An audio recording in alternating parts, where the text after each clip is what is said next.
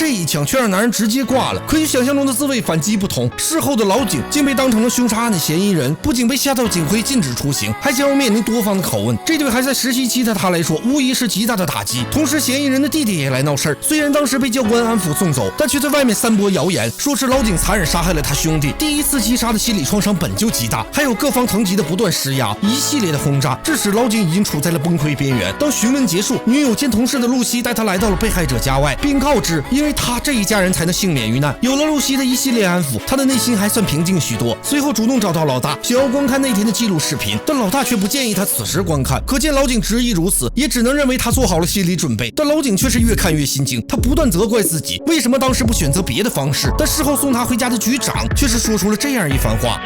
He had a gun on him. He refused repeated orders to surrender.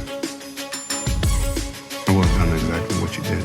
这也就意味着，经过核查，老井摆脱了蓄意谋杀的罪名。可本以为一切就此平息，没想到当天夜里却又出现了意外。为了安抚老井，女友露西刻意找上了门。然而就在露西洗漱之时，门外却闪过一道人影。敏锐的老井察觉出不对，但就在前去查看时，瞬间一闷棍袭来。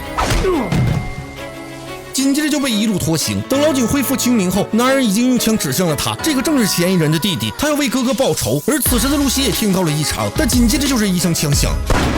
他急忙走上前，这才松了一口气。原来是关键时刻，老井主动发动了突袭。而就在两人搏斗的过程中，老井也发现了露西的出现。为了防止露西开枪，情急之下他直接解决了男人。可见危机已经解除，露西却是满脸愁容。两人本就是警局内不允许的地下恋情，如今因今晚的事件一旦公布，菜鸟期间的他们将会全部丢掉工作。他只好让露西先走，但一波未平一波又起。内务部长官要详细调查昨晚的案件，因为根据嫌犯概述，老井的家里可不止一人。但昨晚的他可不是这么交代的。可好在老井活了这么多年，这点定力还是有的。 Are you lying to me, Officer Miller? No, sir. 但就这件事，老井被始终抓着不放，而他自己也越来越心虚。本想着主动找到长官坦白这一切，但没想到这时却突发了紧急情况，几名警员被匪徒包围在了一栋大楼内，此刻正危在旦夕，而这其中还包含了内务部长官的大公子。 Why are you standing there? It's all hands on deck. 就这样，老井的事情被顺利结果，而他们也就要迎来一场硬仗。